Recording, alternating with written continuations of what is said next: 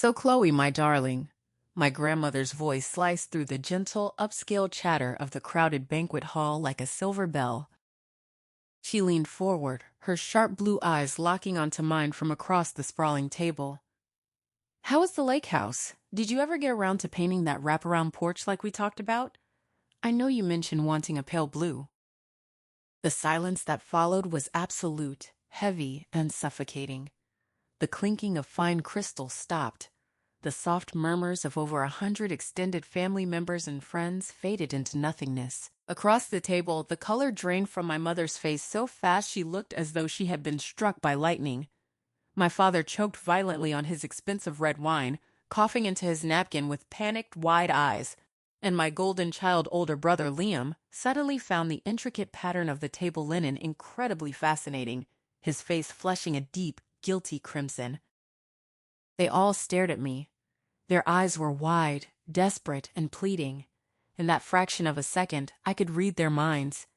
They were begging me to play along, to keep the dirty, twisted secret they had built their comfortable lives upon. They wanted me to protect the fragile illusion of our perfect family. But I was done protecting the people who had spent my entire 28 years of life throwing me to the wolves. I took a slow, deliberate sip of my ice water, set the glass down, looked my grandmother dead in the eye, and said the words that would burn my family tree to the ground. I wouldn't know, Nana, I said, my voice calm and echoing in the quiet room. You'll have to ask Liam. After all, it's his house. To understand the absolute gravity of that moment, you have to understand the nightmare of my childhood. Growing up, I was the invisible workhorse of our home. I was the understudy in a play where my brother was the star, the director, and the only one the audience came to see. Liam was 3 years older than me, but he operated with the emotional maturity of a spoiled toddler. He was loud, demanding, and fiercely mediocre at absolutely everything he tried. Yet to my parents, he was a prodigy waiting to be discovered. When Liam brought home a report card littered with C's and D's, my mother would coddle him, claiming the teacher simply didn't understand his unique learning style, and my father would buy him a new video game console to soothe his damaged self-esteem. When I brought home straight A's, juggling advanced placement classes with a part-time job at a grocery store, I was met with a dismissive nod and a reminder to make sure the kitchen was spotless before I went to bed. The disparities only grew more grotesque as we got older. For his 16th birthday, Liam was gifted a brand new, gleaming black BMW. My parents took out a second mortgage to afford it, claiming a young man needed reliable transportation to build character. When I turned 16, I was handed a bus pass and a list of extra chores. When it came time for college, the blatant favoritism morphed into actual cruelty. I had worked myself to the bone, studying until my eyes bled, and earned a full-ride academic scholarship to a prestigious university. I remember running into the house, clutching the acceptance letter, tears of joy streaming down my face. My parents didn't hug me. They didn't take me out to dinner. Instead, my mother looked at my father with profound relief and said, "Thank God. Now we can use Chloe's college fund to pay for Liam's 5th year at his private university." They had drained the savings account my grandparents had set up for me and handed it to Liam, who was busy failing business management courses and partying on a yacht. I packed my bags, left for college, and realized that if I wanted a life, I would have to build it entirely with my own 2 bare hands. And I did. I was relentless. I graduated at the top of my class, secured a highly coveted internship in finance, and by the time I was 26, I was a vice president at a major investment firm in the city. I bought my own beautiful apartment. I wore clothes I bought with my own hard-earned money. I built a fortress of success around myself, hoping that maybe, just maybe, my parents would finally look at me with an ounce of the pride they reserved for Liam. They didn't. Liam had dropped out of college, moved back into their basement, and began a series of entrepreneurial ventures that were really just expensive hobbies funded by my parents' dwindling retirement accounts. Every family gathering was a masterclass in emotional manipulation. If I spoke about a promotion, my mother would loudly interrupt to talk about Liam's new idea for a cryptocurrency startup. I was expected to sit quietly, smile, and absorb the absolute injustice of it all. But there was one person in the family who saw through the charade: my grandmother. Nana was a force of nature. She had built a massive real estate portfolio from scratch after my grandfather passed away, and she did not suffer fools gladly. She lived halfway across the country in a luxury retirement community, so we didn't see her often, but she paid attention. 4 years ago, when Nana's health took a slight dip, she decided it was time to start distributing some of her assets to avoid probate down the line. She owned a breathtaking, historic lake house in upstate New York. It was a sprawling, beautiful property with a wraparound porch, ancient weeping willows, and a private dock. It was my favorite place in the world. When I was a child, before the favoritism had completely destroyed my spirit, I would spend summers there reading on the porch. During a rare visit to the city, Nana asked me to lunch, just the two of us. She sat across from me in a quiet cafe, reached across the table, and took my hand.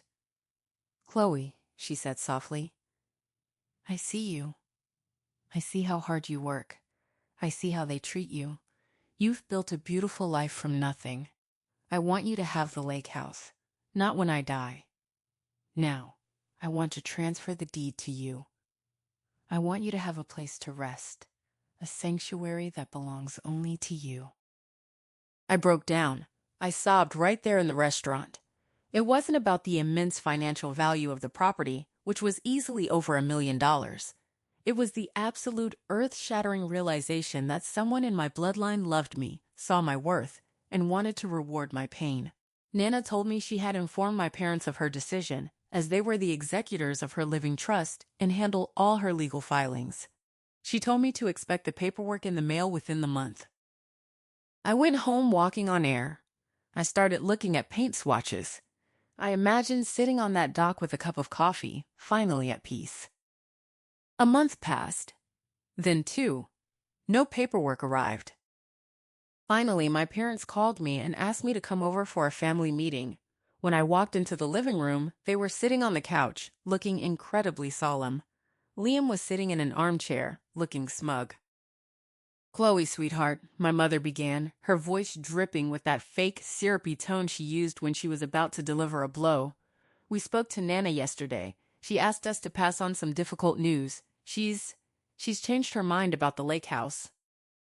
The floor seemed to drop out from beneath me. "What? Why?"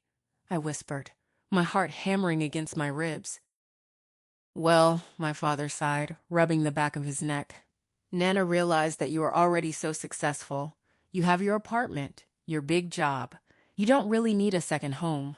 But Liam has had a hard time finding his footing. Nana feels that giving him the lake house will give him the collateral he needs to finally secure a business loan and start his life. She decided it was only fair to give it to the child who actually needs the help." Nana was a force of nature. She had built a massive real estate portfolio from scratch after my grandfather passed away, and she did not suffer fools gladly. She lived halfway across the country in a luxury retirement community, so we didn't see her often, but she paid attention. 4 years ago, when Nana's health took a slight dip, she decided it was time to start distributing some of her assets to avoid probate down the line. She owned a breathtaking, historic lake house in upstate New York. It was a sprawling, beautiful property with a wraparound porch, ancient weeping willows, and a private dock. It was my favorite place in the world. When I was a child, before the favoritism had completely destroyed my spirit, I would spend summers there reading on the porch. During a rare visit to the city, Nana asked me to lunch, just the two of us. She sat across from me in a quiet cafe, reached across the table, and took my hand.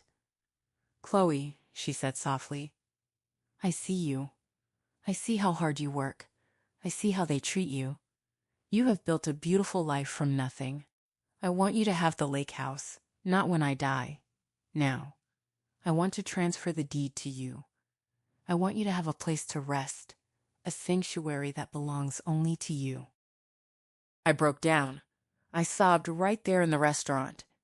It wasn't about the immense financial value of the property, which was easily over $1 million.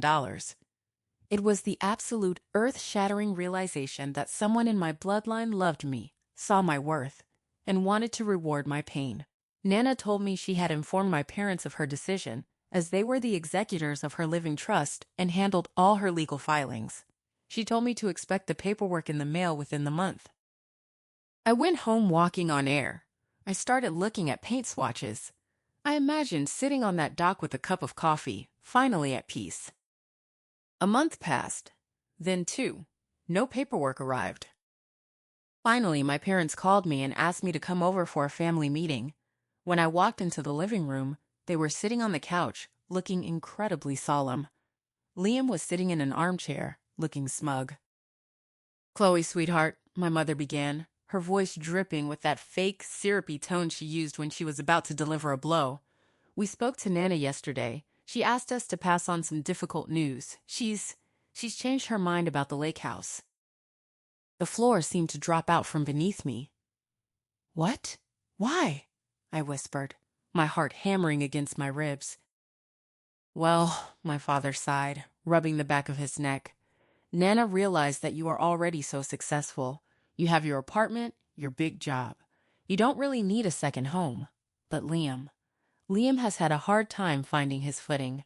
Nana feels that giving him the lake house will give him the collateral he needs to finally secure a business loan and start his life. She decided it was only fair to give it to the child who actually needs the help." I couldn't breathe. The rejection was a physical agony, a knife twisting in my gut. Nana, the one person who I thought saw me, had looked at my lifetime of struggle and decided that my brother's manufactured helplessness deserved $1 million reward. I didn't scream. I didn't cry. I was so profoundly broken by the perceived betrayal that I just nodded numbly, stood up, and walked out of their house. I didn't speak to Nana about it.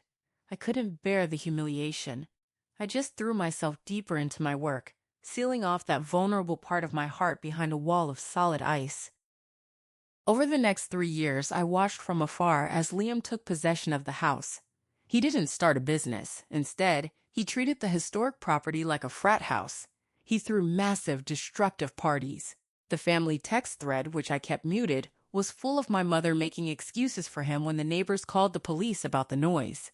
"He's just networking. He's young. Let him live," she would text. I stayed entirely out of it. The escalating conflict came to a brutal head 2 months before Nana's 80th birthday.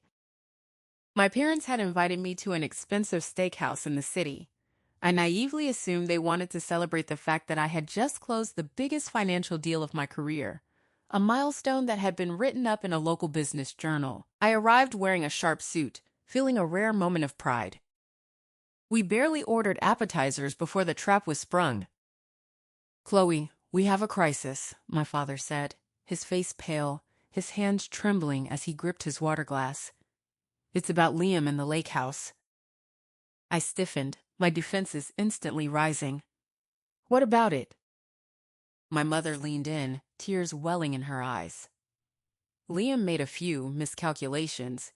He took out a home equity line of credit against the house to fund a new crypto venture. And, well, the market crashed.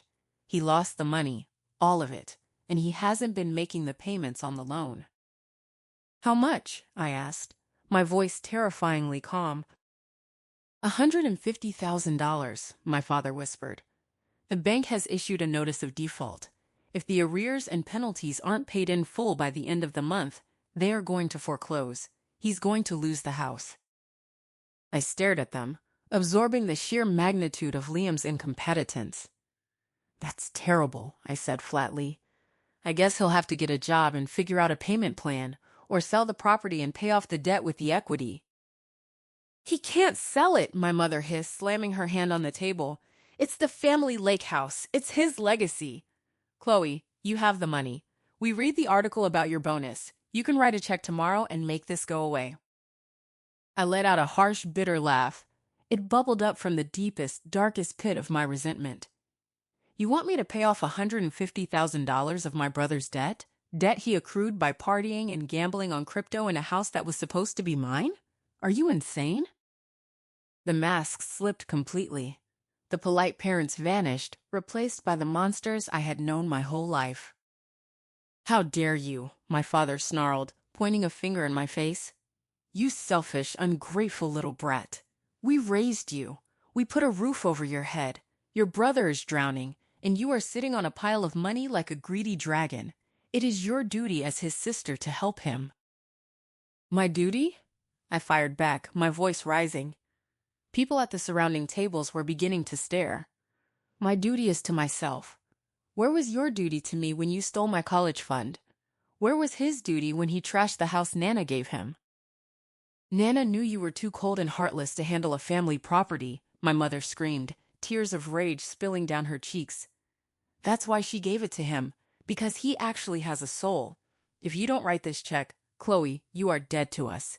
Do you hear me? Dead to us. I looked at the two people who had brought me into this world. I felt absolutely nothing for them. No love, no anger, just a profound, hollow disgust. I stood up, pulled $200 bills from my purse, dropped them on the table to cover my stake, and looked my mother in the eye. Consider me dead, then. Don't ever contact me again.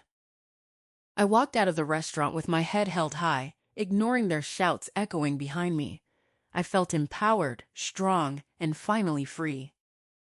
But the next morning, as the adrenaline faded, a nagging question began to itch at the back of my mind.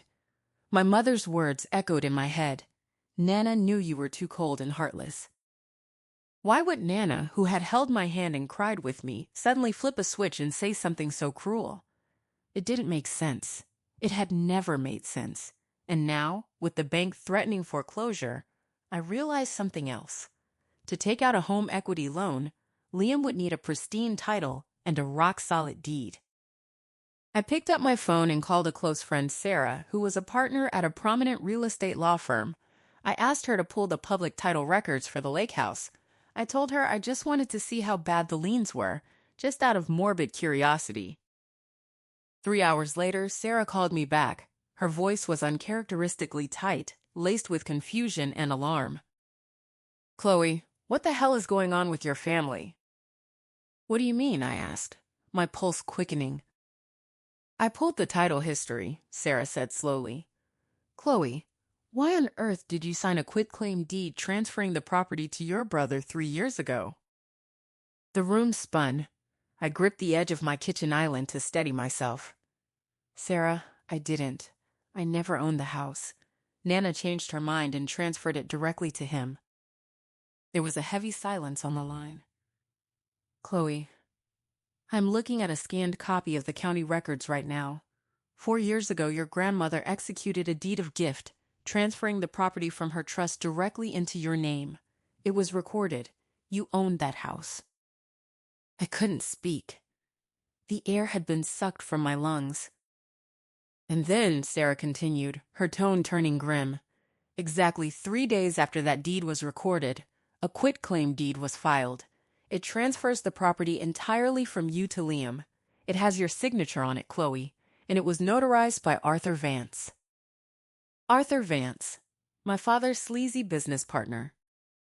The truth hit me with the force of a speeding freight train. It shattered every lingering illusion I had about my family. Nana never changed her mind. She had kept her promise. She had given me the house. My parents, acting as her trusted intermediaries, had received the paperwork. They had let the initial transfer go through to appease Nana, and then, in a terrifying act of calculated malice, they had drafted a quitclaim deed. They had forged my signature. They had their crooked friend notarize it. They stole $1 million piece of real estate out from under me, handed it to their golden boy, and then sat in my living room and watched me cry, telling me that the only person who loved me had rejected me. And they had told Nana that I had rejected her gift. They must have told her I found the taxes too burdensome or the maintenance too annoying, and that I had generously decided to pass it on to Liam. It was felony fraud. It was forgery. It was a staggering, evil betrayal. A cold, dark fury settled into my bones. It wasn't a loud, screaming anger. It was an icy, surgical precision. I thanked Sarah, asked her to pull every single document, every signature, and every notary log she could legally access. Over the next 2 weeks, I didn't shed a single tear.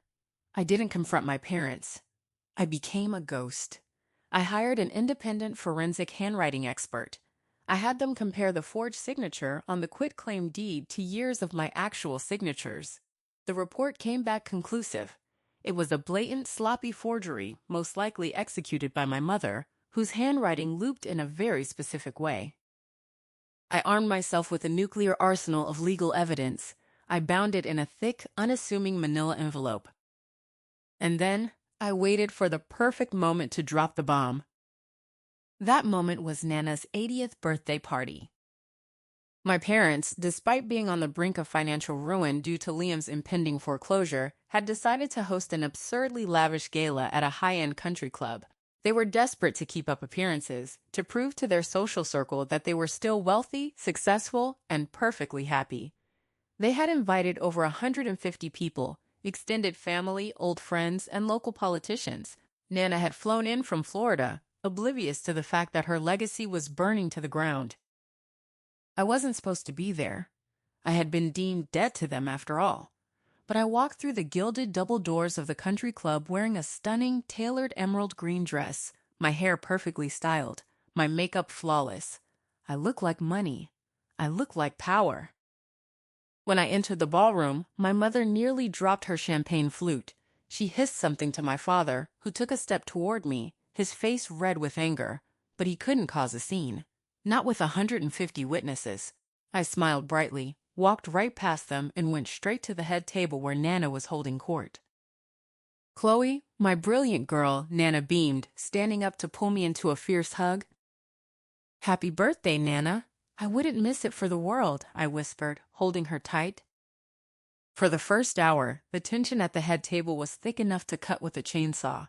Liam sat 2 seats away, sweating profusely in a suit my parents had undoubtedly bought him, refusing to make eye contact with me. My parents shot me venomous glares every time Nana looked away. I simply ate my salad, completely unbothered, savoring the calm before the storm. Then came the moment. The dinner plates were cleared. Nana tapped her spoon against her crystal glass, calling for silence. The room quieted down. She gave a beautiful, moving speech about the importance of family, about hard work, and about the legacy we leave behind. And then she turned to me, a warm smile on her wrinkled face, and asked the question that would end it all. "So, Chloe, my darling, how is the lake house? Did you ever get around to painting that wraparound porch like we talked about? I know you mentioned wanting a pale blue." The silence dropped like a guillotine. My mother went chalk white. My father choked on his wine. Liam stared at his shoes. I took my sip of water. I looked at Nana, and I delivered my line. "I wouldn't know, Nana. You'll have to ask Liam. After all, it's his house." Nana's smile faltered. Confusion furrowed her brow. She looked at my parents, then back to me. Her voice lost its festive warmth, replaced by a sharp, demanding edge. "What on earth do you mean, Chloe? I gave that house to you. Your parents told me you found the upkeep too burdensome and the property taxes too high, and that you generously signed it over to your brother." I stood up slowly. I picked up my purse, unclasped it, and pulled out the thick manila envelope. I placed it gently on the table in front of her. The entire room of 150 guests was dead silent, hanging on every single word. "No, Nana," I said, my voice carrying clearly to the back of the room. "I never said that. I would never have rejected your gift. Mom and Dad sat me down 3 years ago and told me that you had changed your mind. They told me that you decided Liam deserved it more, to help him start a business. They told me you didn't think I needed it." "That is a lie!" Nana gasped, her hand flying to her chest. "I never said such a thing. I explicitly entrusted them with the deed to ensure it went to you." "I know," I said, my voice steady, though my heart was pounding a triumphant war drum. "I didn't find out until 2 weeks ago. Mom and Dad took me to dinner and demanded I pay off the $150,000 in debt Liam has racked up on the property to stop the bank from foreclosing on it." A collective gasp rippled through the ballroom. My mother shot out of her chair, her face contorted with panic. "Chloe, shut your mouth! You are ruining Nana's birthday! You're making things up!" I ignored her completely, keeping my eyes locked on my grandmother. When they demanded I pay Liam's debts, I had a lawyer friend look into the title. I wanted to know how he could borrow against a house he didn't own. It turns out, Nana, he did own it. I tapped the manila envelope. "Because 3 days after your deed of gift to me was recorded, a quitclaim deed was filed transferring the house to Liam. My signature was forged on that document, Nana. Mom and Dad stole the house, forged my name, had Dad's friend notarize it illegally, and handed $1 million property to Liam. Then they lied to you, and they lied to me. Total, unadulterated chaos erupted. My mother started screaming hysterically, lunging across the table to try and grab the envelope. She's a liar! She's a jealous, psychotic liar! My father grabbed my mother by the waist, trying to pull her back, his face a mask of absolute terror. Liam was hyperventilating, burying his face in his hands. But the most terrifying reaction came from Nana. She didn't scream. She didn't cry. She reached out with a trembling, age-spotted hand and pulled the envelope toward her. Sitting right next to her was her personal estate attorney, a sharp-eyed man named Mr. Harrison, who had flown up with her for the party.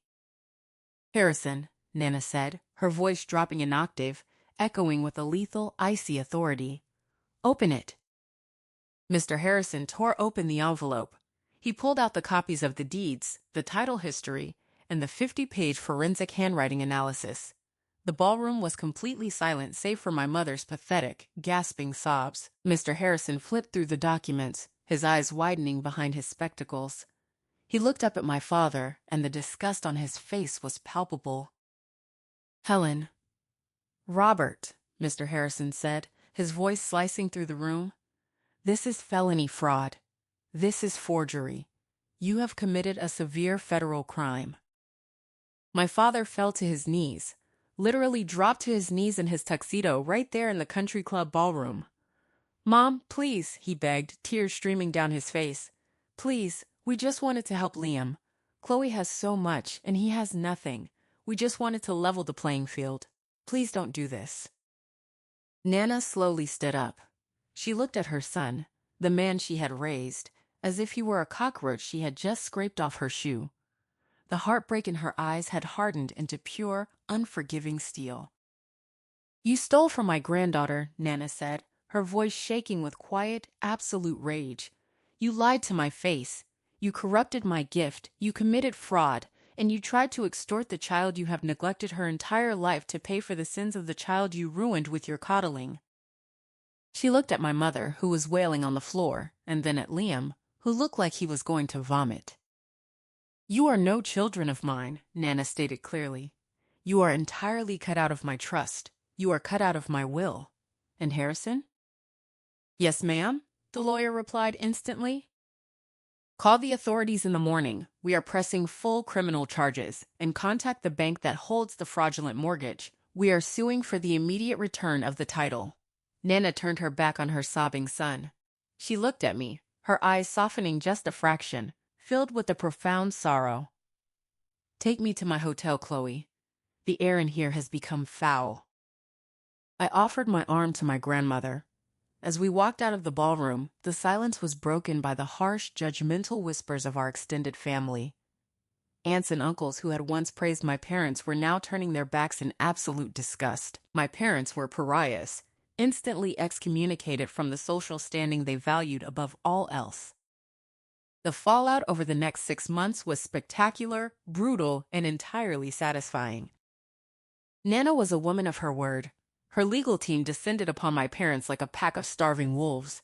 Faced with the overwhelming evidence of the forensic analysis and the threat of severe prison time, my father's sleazy notary friend Arthur flipped on them instantly to secure a plea deal. He testified that my parents had brought him the forged document and paid him to stamp it.